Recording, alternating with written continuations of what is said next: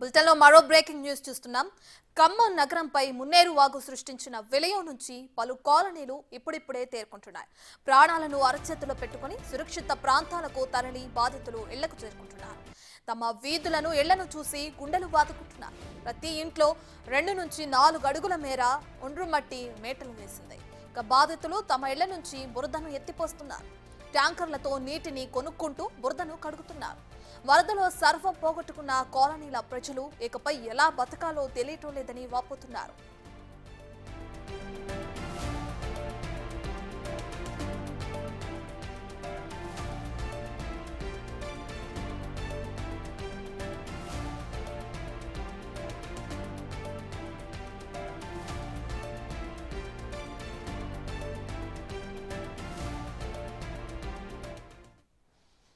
ఖమ్మం నగరకు సంబంధించి మున్నేరు వాగు సృష్టించిన విలయం నుంచి పలు కాలనీలు ఇప్పుడిప్పుడే తేరుకుంటున్నాయి. దీనికి సంబంధించి పూర్తి డీటెయిల్స్ మా ప్రతినిధి భాస్కర్ అందిస్తారు.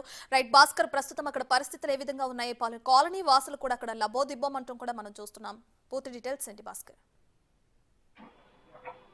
యశ్రత్న గత శనివారం నుంచి కురిసిన అకాల వర్షాల వల్ల మొత్తం మున్నేరు అయితే ముంచేసింది. మరి ఫలితంగా చూస్తుంటే మాత్రం ఖమ్మం మున్నేరు నది పరివాహక ప్రాంతాలు వెంకటేశ్వర నగర్, బొక్కలగడ్డ కాలనీ, మంచికంటి నగర్, పద్మావతి నగర్ తో పాటుగా ఇక్కడ ఉన్నటువంటి మోతీ నగర్, సారథి నగర్, జూబ్లీపుర పరిసర ప్రాంతాల్లో మరోవైపున టీచర్స్ కాలనీతో పాటుగా మరోవైపున వచ్చేసి ఇటు Karnagiri 4th class employees, Rajiv Gruhakalpa, ఇవన్నీ ప్రాంతాలు మొత్తం కూడా ఒక 10 ప్రాంతాలలో మొత్తం కూడా నీట ముడిన నేపథ్యం 40 అడుగులు వచ్చినటువంటి మున్నేరు వరద ఒక్కసారిగా వరద ఉధృతి భారీ స్థాయిలో రావడంతో తీవ్రమైనటువంటి వేదన మిగిల్చిందని చెప్పుకోవచ్చు.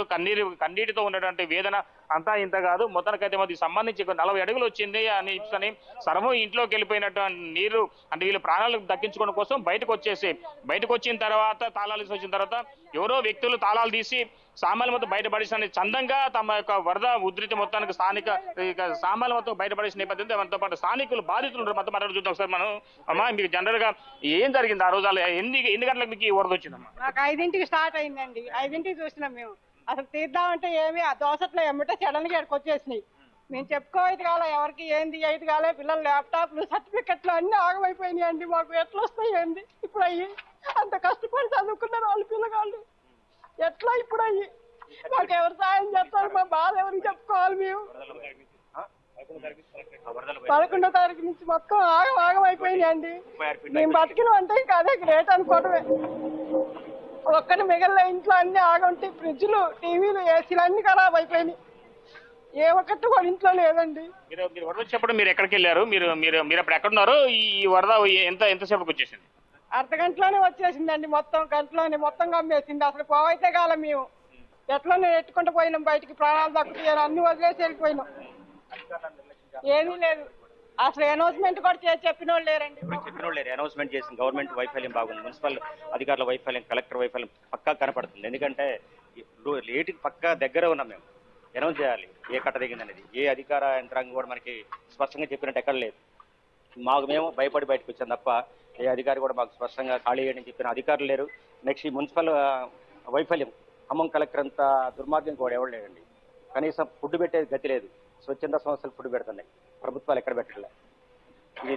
చూసుకోవచ్చు చాలా వరకు కూడా ఈ ప్రాంతంలో 40 అడుగుల మేరకు రావడంతో పై ఫ్లోర్ కూడా మొత్తానికైతే మాత్రం ఒక్కసారిగా వరద ఉధృతి మొత్తం కూడా వచ్చేసిన నేపథ్యం అయితే ఉంది. 40 అడుగులు అంటే సుమారు ఈ బిల్డింగ్ ఉండేది ఒకటి 10 ఫీట్ ఉంటుంది. మొత్తానికైతే 2 ఫ్లోర్లు ఉండడం వల్ల మొత్తానికి ఒక ఫ్రిడ్జ్ కావచ్చు, ఏసీ కావచ్చు, కూలర్ కావచ్చు, సర్వం టీవీ మొత్తం అన్ని కూడా ఒక బయట ఏదో అనుకోకుండా ఉన్న ప్లేస్ లో పడేస్తారు. అట్లా పడేసిన నేపథ్యం ఉంది. మొత్తానికైతే మున్సిపల్ సిబ్బంది కూడా ఎక్కడికక్కడికి అప్రమత్తం అయిపోయి చాలా వరకు కూడా ఆ ప్రాంతాల్లో సహాయ చర్యలు చేపడుతున్న నేపథ్యం ఉంది. మరోవైపు చూస్తే మాత్రం ఇక్కడ ఉన్నటువంటి స్థానికులు మళ్ళీ ఇంకా ఇక్కడ ఉన్న ప్రాంతం మొత్తం కూడా చాలా వరకు ఇంట్లో సామాగ్రి కూడా సర్వ నిత్యావసర వస్తువులు కూడా మొత్తం కొట్టుకుపోయిన నేపథ్యం అయితే ఉంది. అయితే ఇప్పుడు మన బాధితులు మనం మాట్లాడు చూద్దాం. ఇప్పుడిప్పుడే చాలా వరకు వరద బాధితులు కూడా తమ ఇళ్లకు చేరుకుంటున్నారు. ముంపు వరద తగ్గిన తర్వాత ఇళ్లకు చేరుకుంటున్న నేపథ్యం క్లియర్ గా చూసుకోవచ్చు మనం. అయితే ఏదైనా ఈ వరద విపత్తు మాత్రం చాలా విలేతాండం సృష్టించిందని చెప్పుకోవచ్చు. ఈ విలేతాండం అంతా ఇంత కాదు, కన్నీరు మున్నీరు అయిపోతున్న నేపథ్యం ఉంది. అయితే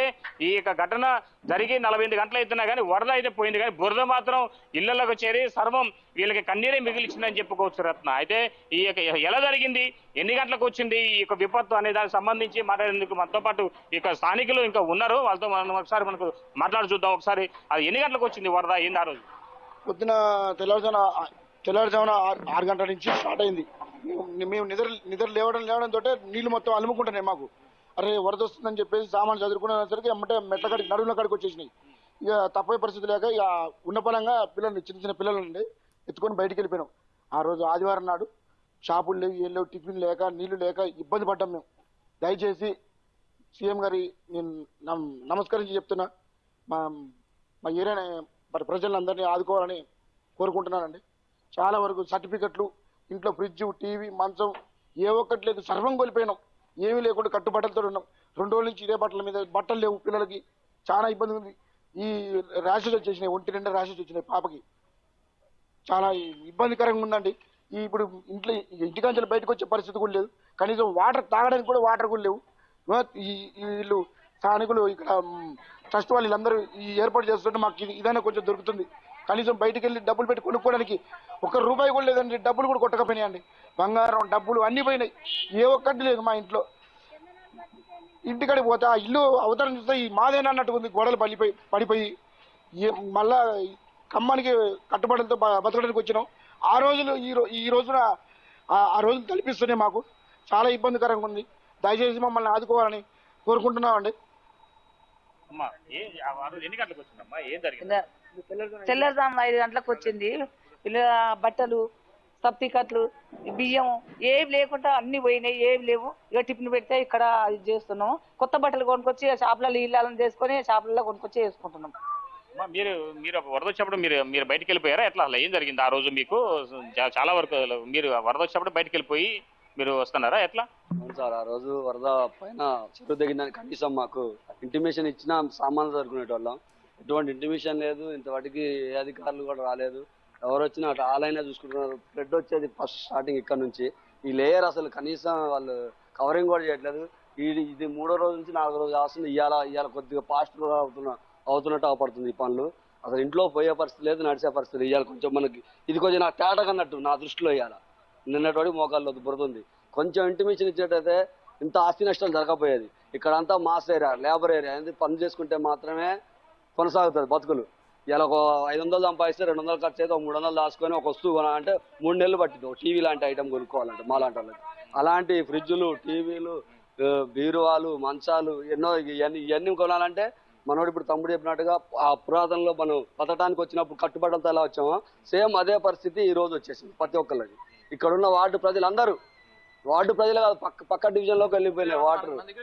అసలు ఒక్క అధికారి కూడా ఈ రోజు వాటికి స్పందించకపోవటం. అసలు ఖమ్మంలో 3 మినిస్టర్లు ఉన్నందుకు మేము గర్వపడ్డందుకు మాకు ఇవాళ సిగ్గుగా అనిపిస్తుంది. సిగ్గుపడాల్సి వస్తుంది. నేను కాంగ్రెస్ దగ్గరుండి గెలిపించేందుకు కూడా చాలా బాధపడుతున్నాం. పబ్లిక్ అడుగుతుర్రు, అన్న మీరేమంటే ఓటేసాం, ఏందన్న పరిస్థితి, మీరున్నాం కూడా ఒక్కరు కూడా అధికారులు రావట్లేదు ఏందన్నా అంటే ఏం చెప్పుకోలేని పరిస్థితి. ఆ విధంగా ఉంది.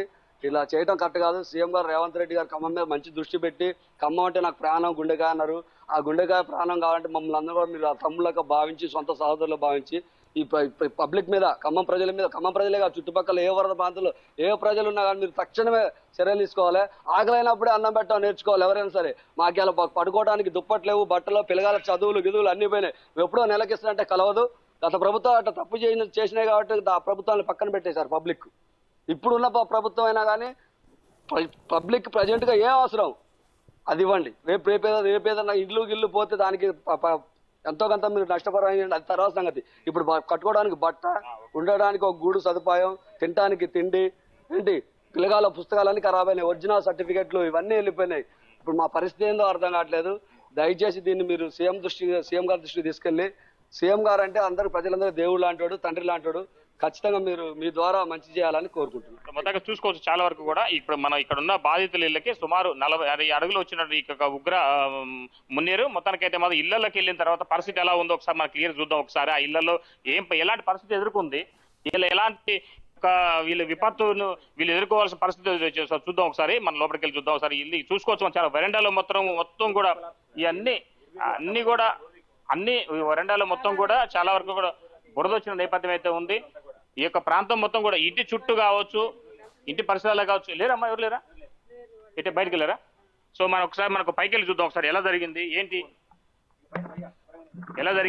అనే దానిపైన మనం ఒకసారి కొద్దిగా మాట్లాడి చూద్దాం. అసలు ఎట్లా చూసుకోవచ్చు, ఫస్ట్ ఫ్లోర్ ఇది. మన ఇప్పుడు గ్రౌండ్ నుంచి మనం ఫస్ట్ ఫ్లోర్ లోకి వెళ్ళిపోతున్నాం. మనం ఇప్పుడు ఒకసారి చూద్దాం మనం అసలు వీళ్ళు పడిన వేదన ఏంటి, వీళ్ళు పడిన బాధ ఏంటి, వీళ్ళకి ఎంత నష్టం వాటిల్లింది చూసుకోవచ్చు. ఎక్కడాక నీళ్ళు వచ్చింది, వీళ్ళు ఏమేమి కోల్పోయారు, అసలు వీళ్ళకి ఆ రోజు వీళ్ళు ఎక్కడున్నారు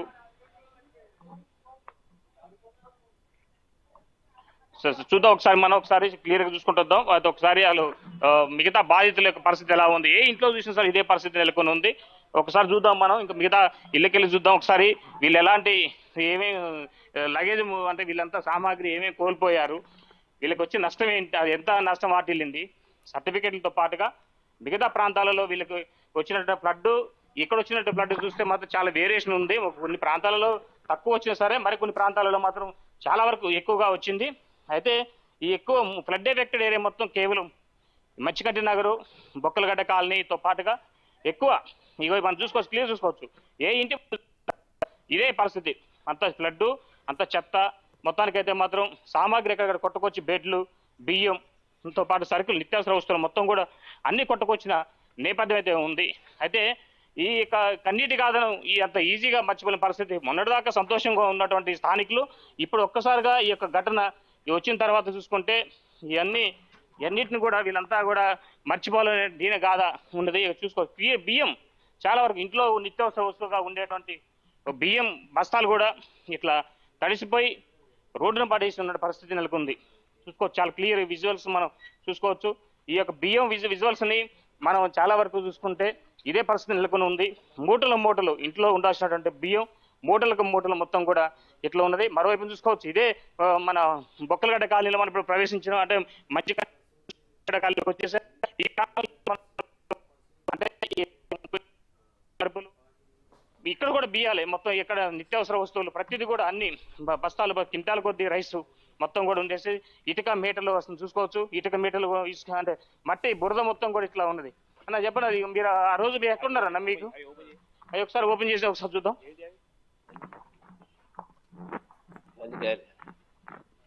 అన్న ఇప్పుడు వచ్చేవారికి మొత్తం ఇక్కడికి నీళ్ళు ఒక్కసారి వచ్చేసి మొత్తం ఒక 2-3 లక్షల రూపాయలు సరికి అమ్మా ఏమైంది ఆ రోజు, మీకు ఎక్కడ ఉన్నారు, మీరు ఎటు పోయారు? ఇంట్లో ఉన్నాం సార్, మాకు 3 గంటలకు అట్లా మొత్తం చుట్టూ కమ్మేసింది, మాకు ఏం అర్థం కాలేదు. ముందుకు రమ్మా. Right, thank you Bhaskar.